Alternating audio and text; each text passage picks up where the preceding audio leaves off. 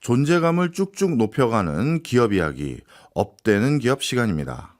하수정 경제뉴스 큐레이터 모셨습니다. 어서 오세요. 네, 안녕하세요. 야, 오늘 새 코너입니다. 업되는 기업 네. 이야기. 어떤 내용으로 앞으로 다뤄주실 건지 소개 좀 해주세요. 네, 제가 매주 소개해드릴 내용은 기업과 기업인에 관한 이야기입니다. 기업은 경제 엔진이다, 이런 말 들어보셨을 겁니다. 그래서 그만큼 이제 기업은 경제를 움직이는 그런 핵심 동력, 이렇게 말할 수 있겠는데요. 지금 글로벌 경제를 움직이고 있는 기업들이 어딘지, 그리고 그런 기업을 이끄는 기업인은 누군지, 그런 이야기를 좀 해보려고 합니다. 아, 예. 네, 추천주는 절대 아니고요. 아, 그럼요. 네, 네. 기업 이야기 속에서 이제 시장의 흐름을 읽고 또 혁신을 배우고 인사이트를 찾아내는 그런 시간이 됐으면 좋겠습니다. 네. 뭐 우리가 뭐 어떤 회사를 추천하는 건 아니지만 기업을 알아야 또 돈의 흐름도 알고 맞습니다. 또 간접적으로나마 또 이런 회사들, 이런 산업들이 앞으로 유망하구나 이런 것도 알 수도 있겠죠. 자, 그렇다면 첫 코너, 첫 시간인데 오늘 소개할 기업 주인공은 누군가요? 중국 기업입니다. 아, 인형 파는 회사입니다.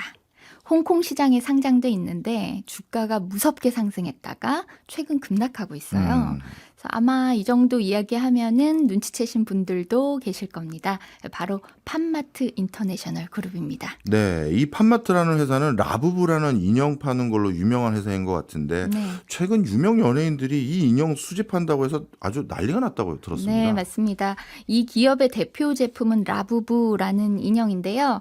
토끼인지 뭐 도깨비인지 정확한 정체를 알 수는 없는데 이가 막 뾰족뾰족하게 드러나 있는 털복숭이 괴물이에요. 네, 유튜브로 보시는 분들은 아마 이미지를 네. 보실 수 있을 텐데 진짜 이 토끼 같기도 하고 사람 같기도 하고 독특하네요. 네, 블랙핑크 리사나 리한나, 뭐 페리스 힐튼 이런 유명인들이 샤넬, 에르메스 이런 비싼 가방에다가 이 털복숭이 인형 키링을 매달고 인증 사진을 막 올리면서 전 세계적으로 유명한 인형이 됐어요. 예. 그걸 보고 이제 따라하고 싶은 사람들이 팜마트 매장에 가도 인형이 동이 나서 살 수가 없었고 그러다 보니까 원래 하나에 몇만 원 하는 키링이 중고몰에서 뭐 수십만 원, 수백만 원에 거래가 되기도 했습니다. 예. 6월에 중국 베이징에서는요, 131cm짜리 한 요 정도 키가 되는 그런 라부부 피규어가 무려 2억 원에 낙찰되기도 했습니다. 네. 그야말로 라부부 신드롬이 올해 일어났던 겁니다. 그래서 라부부가 전 세계에 돌풍을 일으키니까 이 인형을 파는 팜마트의 매출은 급증했겠죠. 그래서 올해 상반기에만 139억 위안, 우리 돈으로 2조 7천억 원의 매출을 올렸습니다. 인형 하나 팔아서요. 맞습니다. 이게 작년 상반기 매출에 비하면 3배라고 해요. 야. 팜마트는 올 한 해 총 6조 원의 매출을 올릴 것으로 예상하고 있습니다. 당연히 팜마트 주가도 많이 올랐겠는데요. 네, 주가는 지난 1년간 4배나 올랐습니다. 전체 주식가치의 합, 그러니까 이제 시장에서 평가하는 기업의 가치인 시가총액은요. 3,432억 홍콩 달러, 60조 원 규모거든요. 한국 기업하고 비교하면 그 올해 주가가 급상승했던 한화 에어로스페이스나 조선주 대장주인 HD 현대중공업의 시가총액보다도 큰 거예요. 네. 인형 파는 기업인데 말이죠. 근데 비슷한 업종하고 좀 비교를 해봐도 헬로키티로 유명한 일본 산리오 시가총액이 16조 원이거든요. 네. 팜마트 시총은 산리오의 4배에 달합니다. 헬로키티가 50년 됐거든요. 근데 팜마트에서 판매된 지 6년밖에 안 된 라부부한테 50살 헬로키티가 밀린 거죠. 뿐만 아니라 뭐 트랜스포머 만드는 헤즈브로, 바비 인형으로 유명한 마텔 네. 이런 업체의 시가총액을 합친 것보다 이 팜마트 시가총액이 2배 이상 큰 규모입니다. 예. 고작 2010년 설립된 팜마트가 15년 만에 엄청나게 성장한 겁니다. 예. 사실 요즘 같은 기술 시대에 AI 같은 혁신 기업들도 아니고 네. 아니 인형 파는 회사가 이렇게 급성장을 한다? 야, 이 비결이 뭡니까? 근데 이게 뭐 셀럽 마케팅 덕을 봤다 이렇게 단순하게 평가하는 시각이 있기도 하지만 셀럽 쓴다고 다 이렇게까지 성장하지는 않거든요. 예. 전문가들이 꼽는 성공 요인을 좀 살펴보면요. 우선 팜마트가 다른 중국 인형 공장들처럼 단순한 제조사로 남지 하지 않고 이 고유의 캐릭터를 만들어서 아트토이라는 그런 고부가 가치 시장에 도전을 했다라는 점, 그리고 또 사업 초반부터 글로벌 시장을 공략해서 기획한 점, 이런 경영 방향이 잘 먹혔다는 평가입니다. 예. 이런 강점에다가 이 최근 소비자들의 심리를 잘 꿰뚫었다는 분석이 많습니다. 그래서 무엇보다 이제 제품 구매가 마치 게임을 즐기는 것 같은 기분을 느끼게 해준다는 게 성공 전략의 키포인트로 꼽힙니다. 네. 그래서 팜마트에 가면 내가 돈을 낸다고 해서 지금 내가 원하는 인형을 살 수 있는 게 아니에요. 그래요? 네, 팜마트는 블라인드 박스라는 그런 판매 방식을 채택하고 있거든요. 박스를 열기 전까지는 어떤 제품이 들어있는지 알 수가 없습니다. 아, 저 이거 뭔지 압니다. 예전에 네. 과자 살 때 과자 안에 장난감 담겨져 있는 과자들이 있거든요. 맞아요. 그거 봉지 뜯기 전에는 뭐가 있는지 모르거든요. 네, 그게 살짝 도박성? 그렇죠. 예, 그런 느낌을 좀 갖게 하죠. 예. 그러면 이제 뭐 내가 원하는 것이 나올 때까지 계속 이제 박스를 사게 만드는 그런 맞아요. 효과가 있잖아요. 거기다가 뭐 한정판, 희귀 아이템 이런 걸 섞어 넣어서 그게 우연히 나오면 횡재를 얻은 것 같은 그런 기분을 느끼게 해서 이제 수집 욕구를 더 자극하는 그런 전략입니다. 예. 라부부 열풍은 트리토노믹스 현상이다. 이렇게 분석을 하는 경제학자도 있습니다. 트리토노믹스는 그 선물을 뜻하는 트리트와 경제를 뜻하는 이코노믹스를 합친 말인데요. 그러니까 작은 선물로 심리적 만족을 얻는 그런 소비 트렌드를 말합니다.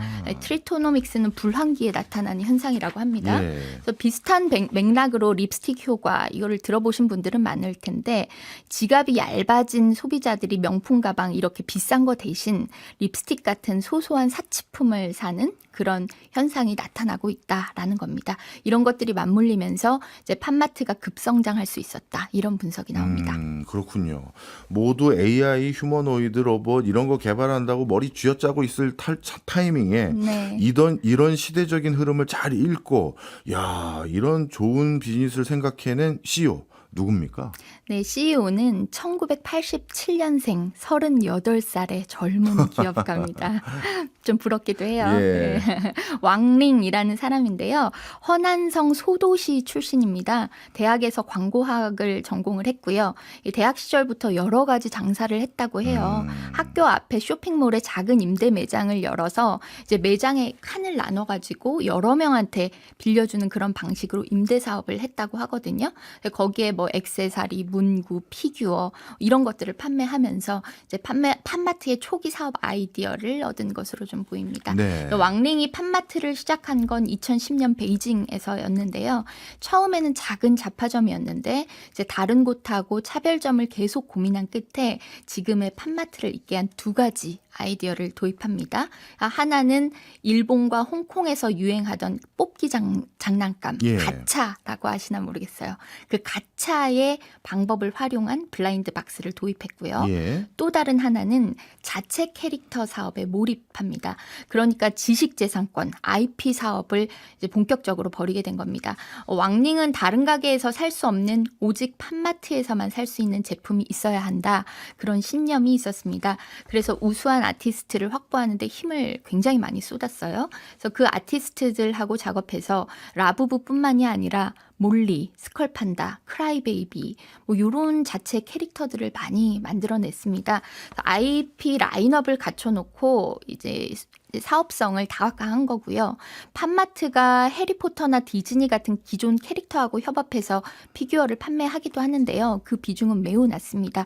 매출의 80%가 자체 IP에서 나옵니다. 그래서 왕링은 그 처음에는 중국의 디즈니를 만들고 싶었다. 이런 얘기를 했는데 예. 그런데 이제는 디즈니를 모방하는 게 아니고 팜마트의 경쟁력으로 전 세계에 팬덤을 만들겠다. 이렇게 목표가 바뀌었다고 합니다. 그렇군요. 회사가 이렇게 승승장구하니까 당연히 팜마트 주가도 올랐을 거고 왕링도 덕좀 받겠는데요. 맞아요. 이 왕링은 팜마트 지분을 40% 넘게 갖고 있거든요. 그래서 주식으로만 20조 원 넘는 자산을 보유하고 있는 것으로 추정됩니다. 네. 그래서 올해 왕닝은 중국 최연소 부호 중 한 명으로 등극을 했고요. 이야. 중국 10대 억만장자 대열에도 합류했습니다. 중국 10대 억만장자 그룹에는요. 틱톡 모회사인 바이트댄스의 장희민 창업자 예. 그리고 인터넷 기업 텐센트의 마화텅 회장이 포함되어 있거든요. 음. 순식간에 그들하고 어깨를 나란히 하게 된 겁니다. 네. 야, 단기간에 진짜 엄청난 성장을 구가하면서 어마어마한 부도 거머쥐게 됐는데 그런데 이 팜마트에서 판매하는 그 인형이 네. 계속 저는 잘 팔릴까 의구심도 있는 게 네. 이 유행이라는 건 언젠가 사라지지 않았습니까? 그러면 이것도 한풀 꺾여가지고 이제 소리 소문 없이 없어지진 않을까요? 네, 교수님 말씀이 정확한 지적이신데 이제 처음에는 이 팜마트가 전략적으로 공급을 많이 하지는 않았어요. 예. 그래서 매장이든 온라인이든 사기가 굉장히 어려웠어요. 그래서 희소성 때문에 더 소비 욕구를 자극하는 측면이 있었습니다. 근데 기업이 매출을 늘리고 계속 성장하려면 더 많이 생산해서 더 많이 팔아야 되는 거잖아요. 그렇죠. 근데 마침 또 시장에 이 짝퉁도 많이 아. 풀리면서 그걸 막기 위해서라도 정품을 더 만들어서 많이 팔자 이런 방식으로 경영 방향이 바뀌었어요. 근데 매장에 물량이 풀리니까 희소성이 떨어지고 소비자들의 소장 욕구도 떨어뜨리는 그런 아이러니가 벌어지고 있습니다. 그래서 예전에는 사고 싶어도 살 수가 없었는데 지금은 살 수 있는 상황이 되다 보니까 인기가 시들해진 겁니다. 예. 그러면 이런 상황에서 네. 라부부 유행이 식고 있다는 건 어떤 걸 우리가 좀 들여다보면 정확히 알 수 있을까요? 리셀 시장, 중고 시장의 가격을 보면 좀 가늠을 할 수 있는데요. 지난달 말에 공식 판매가 22만 원에 출시한 미니 라부부라는 게 있었는데 그 미니 라부부 한 세트가 출시 직후에 중국 리셀 플랫폼에서 수백만 원을 찍기도 했고 또 주로 한 50만 원 정도에 육박하는 가격을 호가했었는데요. 예. 한 보름 만에 최근에 30만 원 정도로 거래가 되고 있거든요. 그래서 평균 리셀 가격이 20% 넘게 하락했습니다. 팜마트 주가에도 라부부 인기가 한풀 꺾인 흐름이 좀 고스란히 드러나는데요. 네. 지난달 말에 팜마트 주가가 사상 최고치를 찍고 나서 이달 들어서는 고점 대비 25% 가까이 하락하고 있습니다. 최근에 팜마트에 좀 공매도가 많이 나오고 있거든요. 공매도라는 건 먼저 팔고 나중에 갚는 거라서 주가가 내려가야 돈을 버는 구조잖아요. 시장에서는 팜마트 주가가 내려간다는데 베팅하는 사람이 많다는 뜻입니다. 아, 그렇군요. 그럼에도 불구하고 팜마트는 중국에서 여러 가지 고정관념을 깬 기업이다. 뭐 이런 느낌은 확실히 드네요. 네, 제가 질문을 하나 해볼게요. 메이드 인 차이나라고 하면 무슨 생각이 먼저 드시나요? 당연히 좀, 왠지 가성비 좋다, 싸다. 네. 그런데 품질도 그렇게 나쁘지는 않다. 이런 느낌이 아직은 있습니다. 네, 그러니까 싸다. 그리고 품질이나 디자인은 뭐 최고는 아니다. 네. 뭐 이 정도의 생각을 많이 하는데 예. 팜마트는요 이런 고정관념을 좀 뒤집었습니다. 네. 중국산 인형인데 가격이 결코 싸지는 않아요. 손바닥만한 봉제 인형이 뭐 2만 원, 5만 원 이렇게 하거든요. 예. 그래서 좀 큰 인형은 몇십만 원짜리도 있고, 근데 중국뿐 아니라 한국, 동남아, 심지어 미국, 유럽 이런 데서도 소비자들이 중국 인형의 지갑을 열고 있는 겁니다. 예. 이제 중국이 이제는 메이드 인 차이나에서 머무르지 않고 인벤티드 인 차이나, 크리에이티드 인 차이나 이거를 추진하고 있다는 겁니다. 네. 이런 흐름을 보면요. 이제 중국이 예전처럼 그냥 물건 주문 제작해서 찍어주는 제조 네. 공장 역할이 아니라 이제 자체 기술도 개발하고 이제 자체 컨텐츠나 이런 아이템들까지 개발하는 그런 국가가 되는 것 같아요. 맞습니다. 이 중국이 정확히 그런 변화를 추구하고 있는 그런 상황이에요. 사실 중국은 여러 산업 분야에서 상당한 기술력을 쌓아 올린 상황이잖아요. 뭐 배터리, 전기차, 신재생, AI 이런 분야에서 이 중국의 글로벌 시장 점유율이 한국을 넘어선 것은 사실이거든요. 뭐 부인하고 싶지만 부인할 수가 없는 그런 사실이죠. 하지만 문화 콘텐츠 분야에서는 아직 글로벌 시장에서 중국의 영향력이 크지는 않은 상태입니다. 그래서 중국 정부가 문화 굴기를 세우겠다 이런 의지를 보여왔거든요. 예. 그런데 팜마트가 이 글로벌 IP 사업에 성공하면서 중국의 소프트 파워도 세계에서 통할 수 있다. 이런 상징적인 사례가 됐다는 겁니다. 예. 해외 언론들도 중국이 이제 단순히 서구의 소비 트렌드를 뒤쫓는 게 아니라 이제는 유행을 만들고 있다. 이런 평가를 내놓고 있습니다. 오늘 주제인 팜마트 이야기뿐만 아니라 우리나라에서도 문화산업 육성한다라고 하면서 여기저기 신문이나 매스컴에 IP라는 단어 많이 나오더라고요. 네. 그것 좀 간단히 설명 좀 해주세요. 네, IP 이 지적 재산권은 눈에 보이지 않는 아이디어, 창작물 이거를 내 것이라고 주장할 수 있게 해주는 그런 권리를 말합니다. 네. 뭐 책, 음악, 디자인, 브랜드, 캐릭터, 발명품 이렇게 노력과 창의로 만들어진 자산을 다른 사람들이 마음대로 베낄 수 없게 하고 창작자가 그 수익권을 가질 수 있게 보호하는 겁니다. 예를 들어서 뭐 카카오 프렌즈의 춘식이 캐릭터 필통을 만들어 팔고 싶다. 네. 그러면 춘식이 IP를 가진 카카오에 로열티를 주고 만들어야 하는 거죠. 그래서 예. 한마디로 IP를 산업화한다는 거는 내가 갖고 있는 무형의 자산을 나의 수익으로 만드는 것이다. 이렇게 설명할 수가 있겠습니다. 우리나라 같은 경우도 이제 컨텐츠 강국이라고 할 수 있을 만큼 뭐 K-팝, K-드라마, 뭐 K-무비 이제 K자 안 들어간 문화 컨텐츠가 없는 것 같은데 네. 그러면 우리의 IP 수익도 좀 늘었을까요? K컬처가 지금 글로벌 시장에서 뭐 가장 핫한 키워드인 거는 사실이지만 안타깝게도 이게 실제 한국이 IP로 좋은 실적을 거두고 있지는 못합니다. 세계에서 IP 판매를 가장 많이 하는 글로벌 50대 IP 기업 리스트를 보니까요. 예. 한국 기업이 단 한 곳도 없습니다. 아. 미국 기업이 30개가 넘어요. 예. IP 판매 1위는 디즈니인데 미키마우스 같은 캐릭터 IP로 연간 90조 원 가까이 벌어들입니다. 포켓몬, 헬로키티 이런 IP를 갖고 있는 일본도 7개 기업이 이름을 올렸고 중국도 50대 IP 기업에 2곳이나 들어가 있습니다. 네. 근데 콘텐츠가 뭐 아무리 대박을 터뜨려도 IP가 없으면 빛 좋은 개살구에 불과한 거잖아요. 네. 오징어 게임만 해도 전 세계적인 인기를 얻었지만 한국 제작진은 처음에 약속된 제작비 외에 추가 수익을 거의 거두지는 못했습니다. 제작 그 투자금을 댄 넷플릭스가 IP를 갖고 있기 때문에 예. 시즌별로 조 단위의 수익이 나도 이 넷플릭스가 모두 가져가는 구조거든요. 그래서 넷플릭스 영화 역대 흥행 순위 2위에 올랐다는 K-팝 데몬 헌터스. 예. 그 K-팝 데몬 헌터스도 요새 난리인데 예. 뭐 소재는 한국 문화지만 한국은 IP와는 상관이 없기 때문에 실질적으로 얻는 이득은 거의 없습니다. 이것도 그럼 넷플릭스 거예요? 맞습니다. 음원, 굿즈, 공연, 뭐 2차 저작물 뭐 이런 어마어마한 파생 가치가 나오고 있어도 미국 넷플릭스나 이 소니가 수익을 가져가고 있습니다. 야, 이거 말씀 듣고 보니까요. 우리는 K 문화, K 콘텐츠가 정말 전 세계를 휩쓸고 있다. 이런 생각만 했지만 이 수익은 전혀 거두지 못하고 있는 것 같은 느낌마저도 드는데 이 앞으로 K 콘텐츠 산업 육성하기 위해서 IP 마인드 속에서 즉 IP 관점에서 산업을 육성할 필요가 있겠네요. 맞습니다. 지금 근데 국내 영화업계라든지 공연업계, 뭐 드라마 제작사 이런 데는 고사 위기에 놓여 있다 이런 말들 하거든요. 한국 자본으로 제작하는 콘텐츠가 매년 줄어들고 있어요. 그래서 지금은 넷플릭스나 디즈니 같은 글로벌 OTT에 제작비를 의존하는 구조가 굳어지고 있습니다. 그렇다 보니까 IP는 해외 OTT 업체가 가져가는 거고요. 한국 콘텐츠 업계는 수익을 더 거두지 못하고 제작비가 없어서 다시 해외 OTT에 의존하는 그런 악순환이 벌어지고 있는 겁니다. 네.